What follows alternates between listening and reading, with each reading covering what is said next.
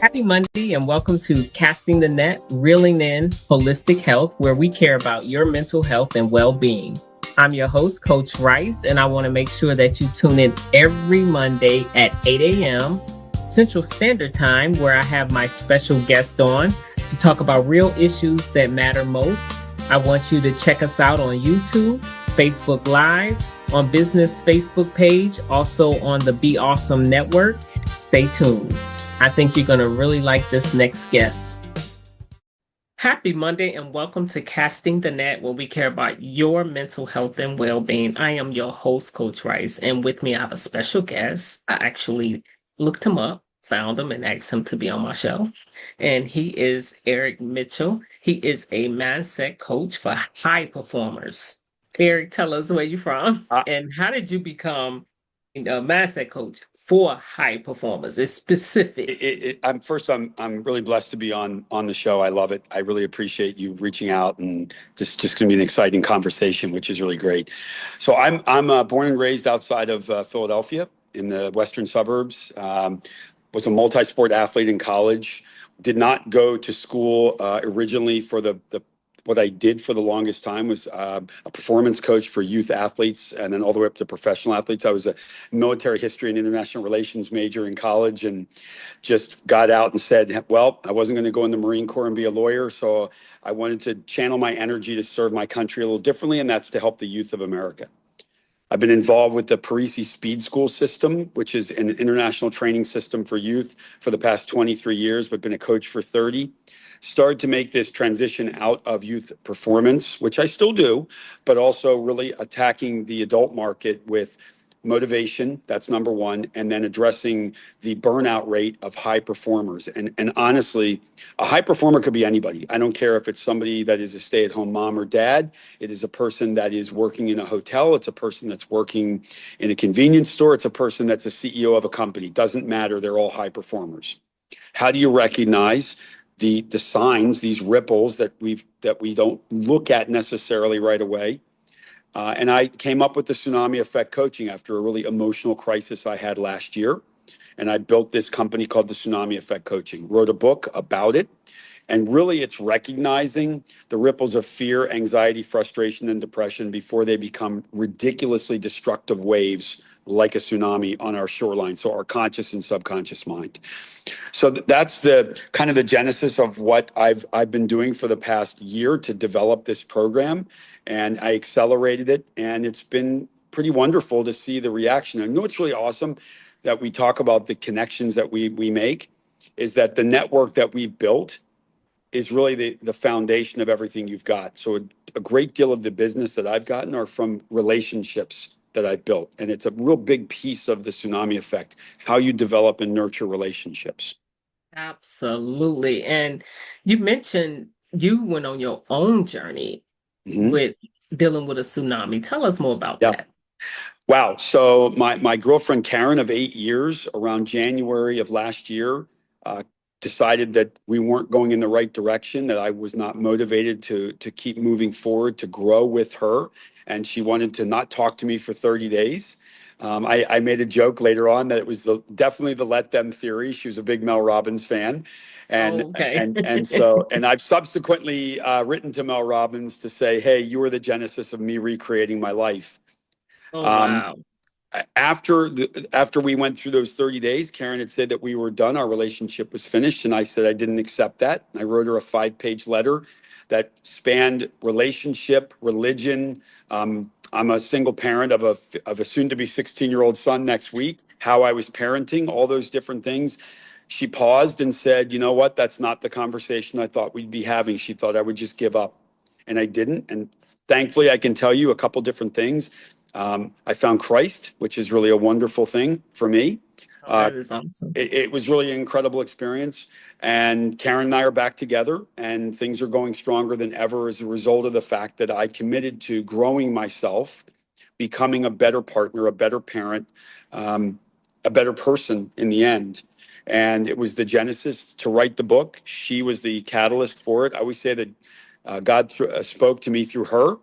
The book's dedicated to her. And Mm. that's just been the whole process. And she's very much involved now with growing the business. The ultimate goal is that she becomes my partner in this for not just life, but for business. And my son Cole becoming a partner in this as well. It's legacy. I wanted to Yes. build a company that was mine, that I could have my son say when I was no longer here, my dad was a good man. Oh, that is amazing. I love it. I love the fact that, you didn't let the crisis No. take you out. And I just got You emotional. You have to bear with me. That's okay. Yeah. That may happen on my show. No. But but that's awesome that you didn't let the tsunami take you out. Yes. And but you took what made you, when you talk about mindset change, some people, if a wife, girlfriend, or whoever say, don't, I'm not talking to you for 30 days, so they some people can't recover from that. What was it that clicked in your mind that made you say, I have to do something?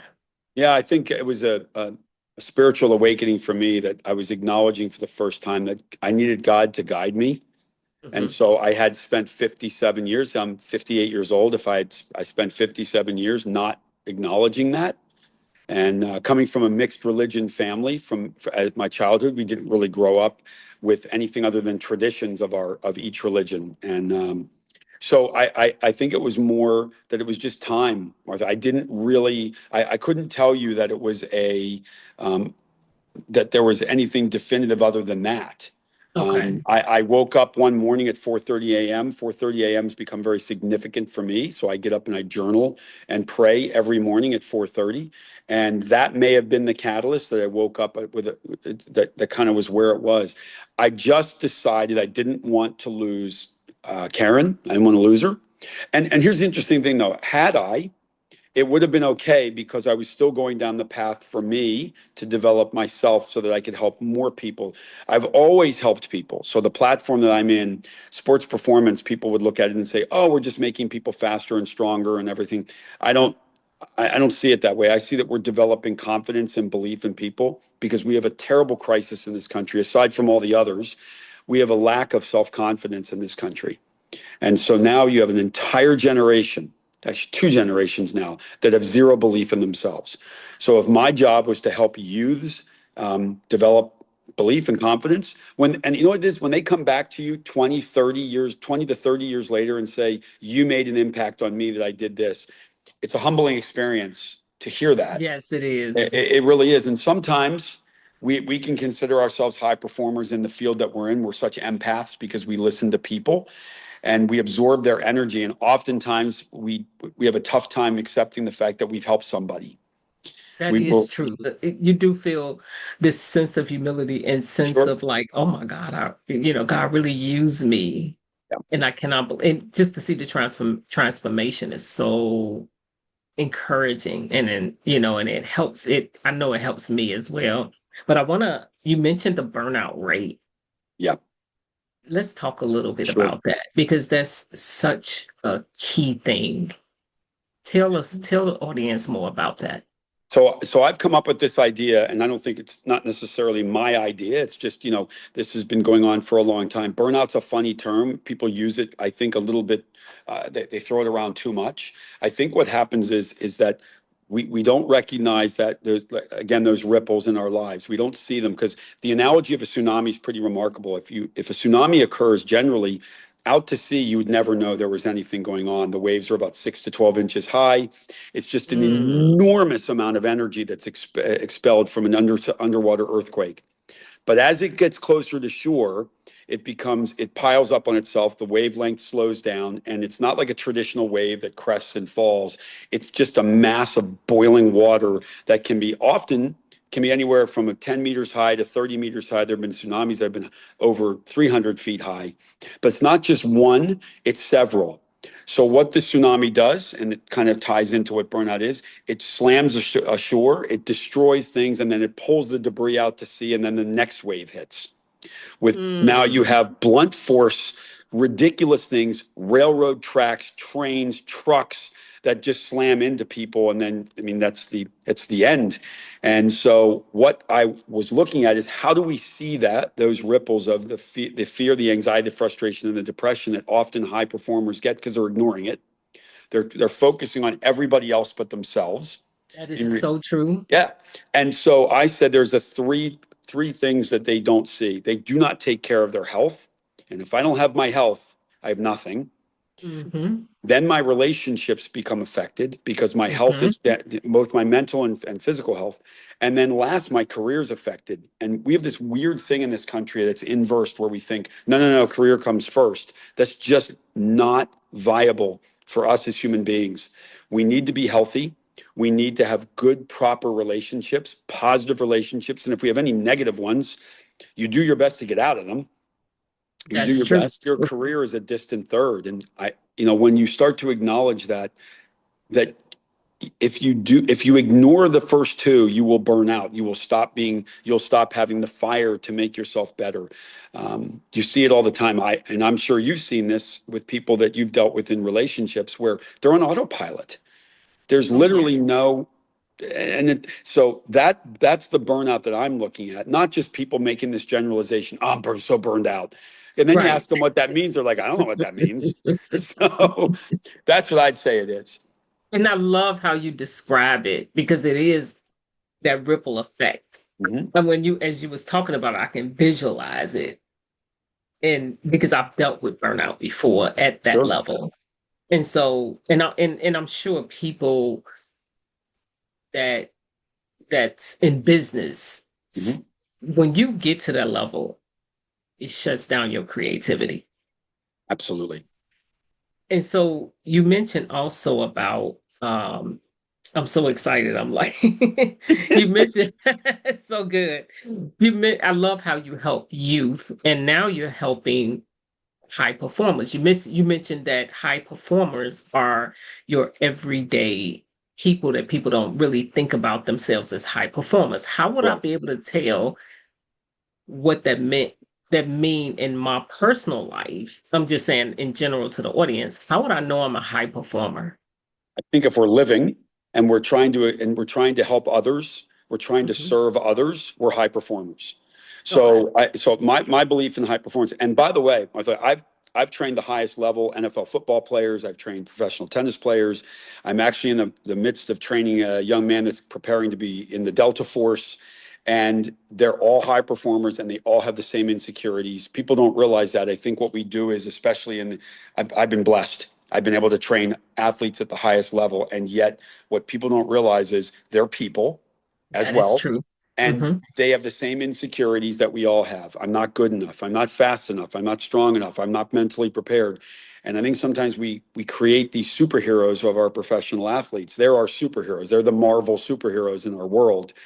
They're not, Right. it's not Iron Man and and Thor and Black Panther and everything like that. Though we love them, we love to see them Right. because Right. they're heroes. But if you ask me, a high performer is somebody that's going to serve others in their sphere, and they're going to be a part of something bigger than themselves. So it could be anything. And it's funny we were talking about that. I had a person who I was training who's a stay-at-home mom, and she didn't consider herself anything. She would consider herself. She was like, "Yeah, I'm a stay-at-home mom. That's all I am." I'm like, "That's all you are." I said, That's major. "Are you kidding? Like, look at the stuff you're doing. Like, that's superhero, super high performing Yes. abilities." So if I was able to give her that guidance, I looked at it and said, you know what, everybody's a high performer, and we all fall under these frailties and weaknesses that human beings have.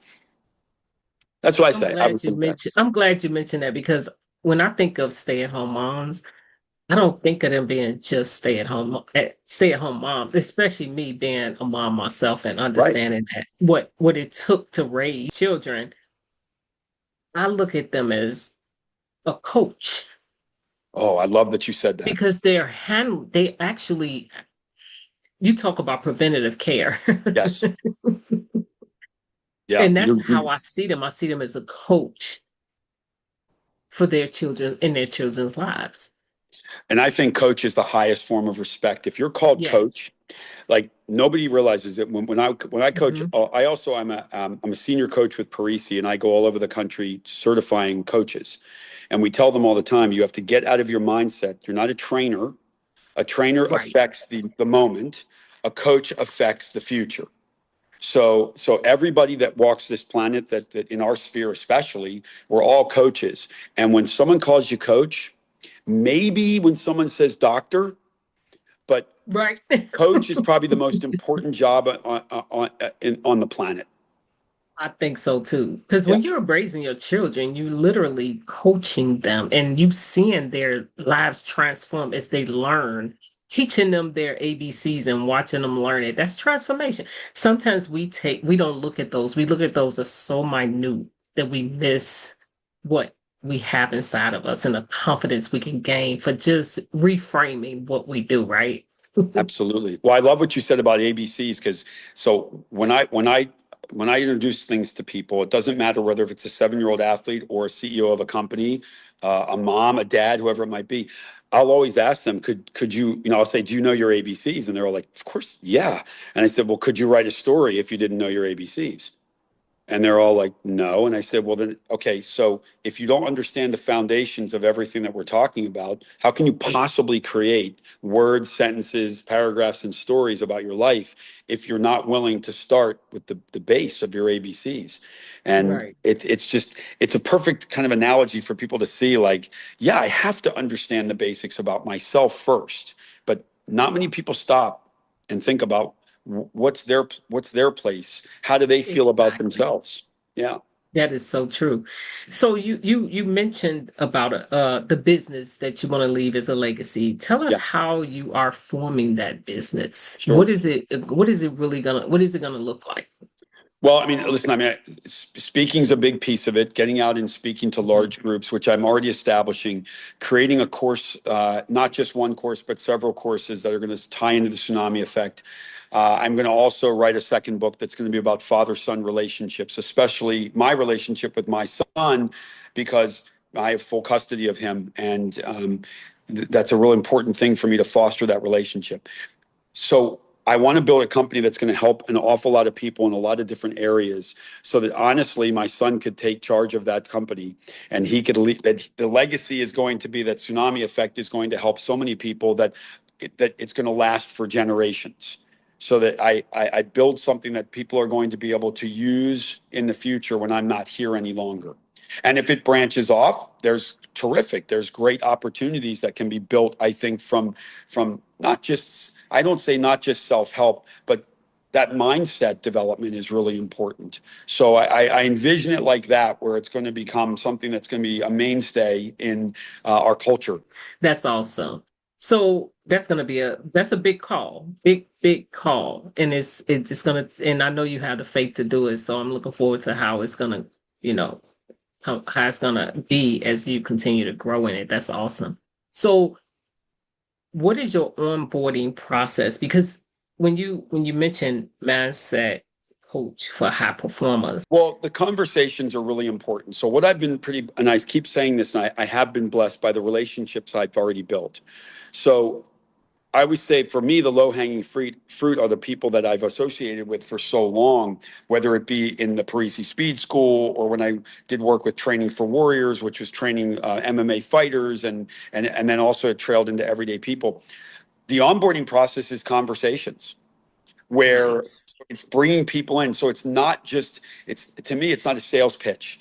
It's Okay. me communicating with people first. The first piece is I want to know somebody's story. And once I learn their story, then we can start talking about whether it be individualized coaching or developing a membership program. Don't forget, I'm really getting my hands and arms around how am I going to do this? How will I market it the way I want to? The book has been a really big eye opener for a lot of people in my sphere. So not only have people bought the book, but I have many people I just send it to, and I'm going to send you a copy. So Oh, I that mean, is so yeah, nice. absolutely. Because here's what I think: if someone reads it and they can gather something from it, and then they decide perhaps they want to work with me, great. And as I develop this, more and more people are more and more people are asking, actually, well, can you coach me? Can you coach me? Can you coach me? And that's what's starting to happen. Now, I want to tell you this really quick story. I trained these two twins who play tennis here in outside Philadelphia. Their parents are neurosurgeons at a Mm. hospital in Philadelphia. The dad was watching me coach, and he said to me, could this translate into coaching surgeons and doctors? And I Wow. said, as a matter of fact, it can. And so I introduced Tsunami to him. He bought the book and he said, Eric, we got to get you in. We don't have any personal development that we do for surgeons, doctors, and medical students because we don't have it. So organically, just from coaching two 11-year-old tennis players, suddenly Tsunami Effect is going to be potentially implemented at a large hospital in Philadelphia. So, Oh, that is right. amazing. And that's what I mean by I've nurtured the relationships because I took care of me finally. I took care of me a year ago. And for me, the mental and physical transformation's been pretty remarkable for me. I've always been in great condition until last year. For my height, I was overweight. People didn't know it, or like they didn't realize it. They were like, "No, you're in great shape." I'm like, "I wasn't though." And I Mm, changed everything to fix my health first, both physically and mentally. First mentally, then physically. right. Then I could nurture better relationships and not be afraid to ask people. They've always known me. Oh, you're Eric, the Parisi guy, the sports performance coach. Oh, okay. All of a sudden now I had to change into this mindset coach. So my onboarding is building stronger relationships. That's one of the best onboarding processes is building relationships because we are created to be relational and we reach people that way from the heart. We reach from the heart that way and that's amazing what you're doing. And I'm excited about what you're doing. That is awesome. Awesome. Awesome. And so if you can give our audience Mhm. one piece of advice, what would it be? Okay, this is the big one. Start to write down how you're feeling every day, morning and night. I'm big into journaling. I've been journaling for over a year now. It's literally over a year. I used to start it, then stop it, but for the last year, I've really been diving into find out about you, what drives you spiritually, what drives you mentally, and then what drives you physically. And if you do that each day in the morning and you do it at night, you make it, I don't say it's a routine, you make it part of who you are, that you're going to find out a lot about yourself and be open and be very honest with you. That's a big piece of it, so that you can develop the love of yourself, and then you're going to translate it over into the relationships that you develop. But that's what I believe. I believe if you sit down and write things down about where you are, you're going to find more clarity, and not enough people do it. And or they just do it cursory. They just are like, well, yeah, okay, well, whatever. I wrote down how I feel. No, dive a little deeper. I Yes. use I use the high performance journal that Brendan Bouchard publishes through his company. I love it. Okay. And it's been terrific for me. And you write about I'm a journal. I mean, I journal every morning, and Mhm. and that's my way of my devotion with the Lord. I Yes. journal how I feel because He made us so. He built us so amazing where our bodies communicate with us, and we want to pay attention to what is communicated. So if I wake up, sometimes you don't. I know me. I don't know about anybody else. I wake up sometimes in strange moods, and nobody did anything to You're me. not alone in that. And so, and so I'm like, today I feel this and this, and when I Mhm. finish journaling, I am so encouraged after that because I'm assessing and I find out things about myself that I did not pay attention to, and it's usually root causes to why this is happening. And so you write about that journaling thing is so key. Thanks for that brilliant tip because that's that's a game changer. And if you have to use any whatever you have to use to journal that fits Absolutely. you, go ahead because it's worth it. Sure. And it would definitely give you a new mindset. And so as a Totally agree. mindset coach, Hmm. what do you often see when people say, I need you to coach me? What are some of the most familiar things you see to that you have to that you have to challenge people to change their mindset on? People don't believe in themselves. That might be the number one thing where there's a lot of doubt. I'll hear people say, well, I hope I do this right, or I didn't do this right. I can't do this. I hear that all the time. And I try to get people to understand, replace I can't with I can't yet. I won't Right. yet. I hope I change. I hope. No, no, no. You're quite capable of doing this.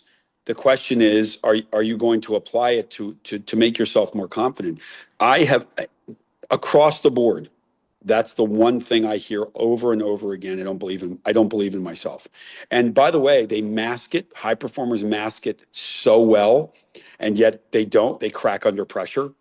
So listen, I was a high performer, and then the slightest crack in my wall, or I didn't have any citadels on so I could look out on to see the ripples. I just had a wall. Well, it crumbled, and all the high performing jargon just fell apart because I wasn't really high performing. I had a mask of high performance going. Yes. So, and often that's what it is. I have a good friend who's a CEO of a tech company, and he said, Eric, a CEO should have two people on his speed dial: his therapist and his life coach. That's what he said to me. I was like, that sounds good. So I could be your life coach. So it was very interesting. And I always say this: if anybody has anything that's clinically going on, you must seek professional help. Oh, absolutely, You must, absolutely. no doubt. Absolutely, no Yeah, doubt. Isn't it interesting how I love how you say I mask before. I know what that is.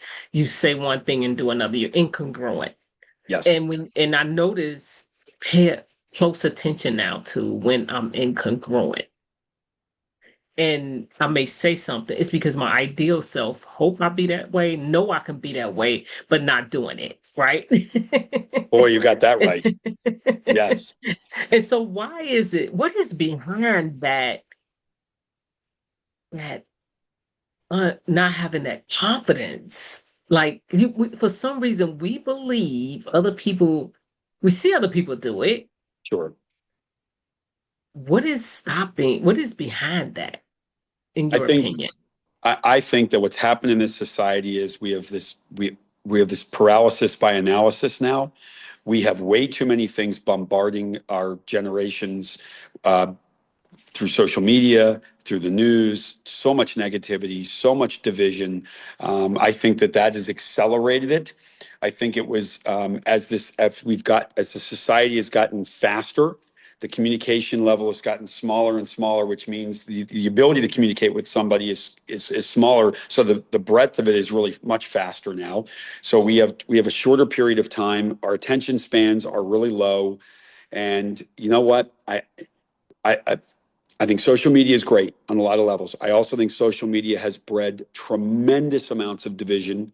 If we're just looking at the microcosm of this country, Yes. tremendous amount of division. There is no middle ground any longer. People are angrier than they've ever been before. And by the way, listen, the pandemic didn't help. We were isolated. Right. That really hurt our youth. That was really damaging. Yeah, I think it's the pace that we're at right now. If I took youth performance, the pressure on kids is so vastly different from the pressure that I went under as a kid as an Right. athlete.